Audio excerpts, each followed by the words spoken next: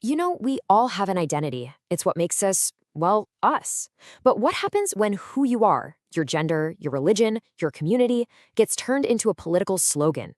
That's what we're talking about today. We're stepping right onto the identity battlefield, and we're going to use India as our main case study to see how our personal truths can literally shape the destiny of a nation. So that really brings us to the big question, right? Is mixing our personal identities with politics a threat to democracy? Or is it actually essential for true equality? Well, as we're about to find out, the answer is kind of complicated. It's not a simple yes or no. It really, really depends on which identity we're talking about and how it's used. Okay, first up, gender. Let's dive in and see what happens when this incredibly personal part of who we are suddenly becomes a political rallying cry against, centuries of inequality. So where does this all begin? It really starts with this concept called the sexual division of labor. And what's so important to get right here is that this has almost nothing to do with biology. No, this is a social system. Think of it like a set of unwritten rules, all based on stereotypes, that just so happens to place pretty much all of the unpaid work inside the home squarely on women's shoulders. And, well, here's what that actually looks like in the real world. Just look at these numbers. Women are doing 5 hours of unpaid household work a day compared to just 30 minutes for men. Just let that sink in for a second. All of that absolutely essential work, the cooking, the cleaning, the caregiving, it's all invisible, it's unvalued, and, of course, it's unpaid. Now, you might think this is just a household thing, right? But it's not. This massive amount of unpaid labor is literally the foundation of a system we call patriarchy.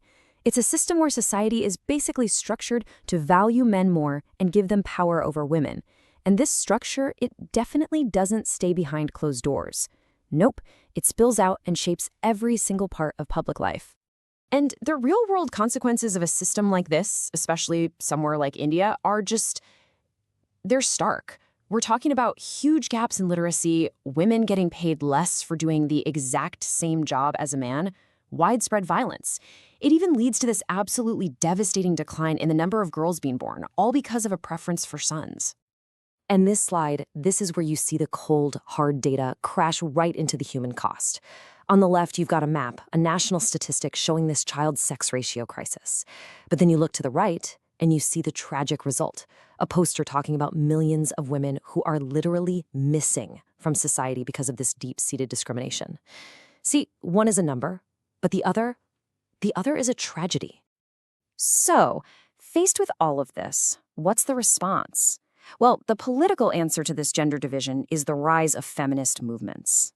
These are organized groups demanding not just a signature on a piece of paper that says equal rights, but real, tangible, equal opportunities in every single part of life. And a huge battleground for this fight is political representation. The logic here is pretty simple, right? If women aren't in the rooms where decisions are made, their problems often get ignored. And this chart, wow, it shows just how big that challenge is. Take a look at India's number for women in its national parliament. It's way below the world average, and it's lagging far, far behind a lot of other countries. So what's the solution? Well, it's being tackled through direct political action. It's kind of like a two-step strategy. First, at the local level, they started reserving seats in government for women. And get this, that one move has already brought over 1 million women into politics. And now they're taking that same powerful idea and going national, with a landmarked act from 2023 that's going to do the same for state and national assemblies. Okay, let's switch gears. We're going to pivot to our second case study, religion.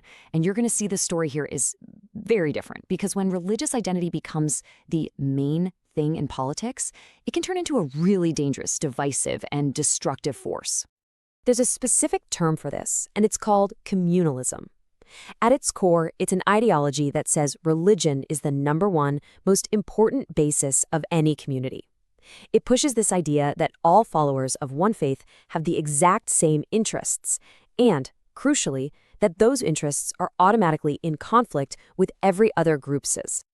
And when this gets into politics, it takes on some really toxic forms.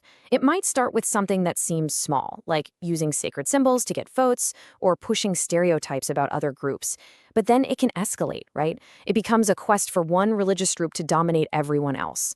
And at its absolute ugliest, its worst possible form, It leads to communal violence, riots, and even massacres. And that is why communal politics is so incredibly dangerous. It's not just a threat to one or two specific groups. No, as the quote says right here, it's a threat to the very idea of what a diverse country like India is supposed to be. So what's the defense against this? Well, it's actually built right into the country's foundation. It's the idea of a secular state. What does that mean? It just means the Constitution doesn't give special status to any single religion.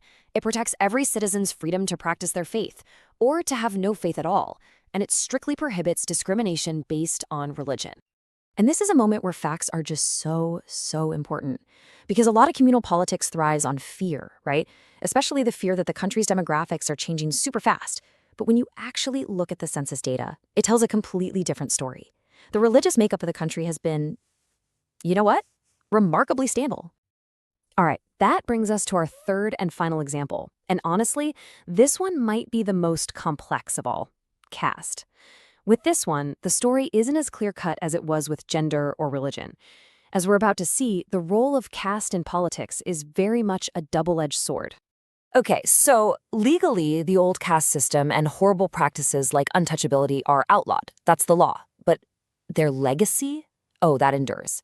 You can't just erase centuries of advantage for some groups and disadvantage for others by passing a law. Those old hierarchies haven't just vanished, they are still deeply connected to a person's economic status today.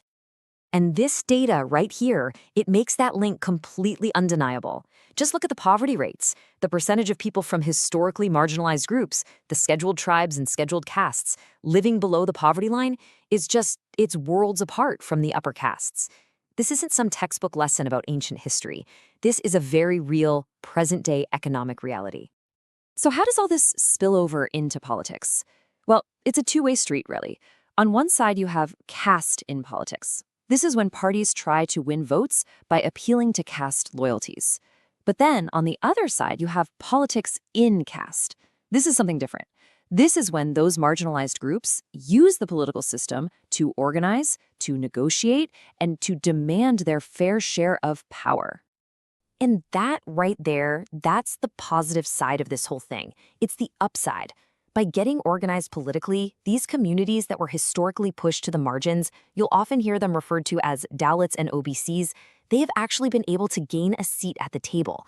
They've been able to demand their share of power and resources. That's huge.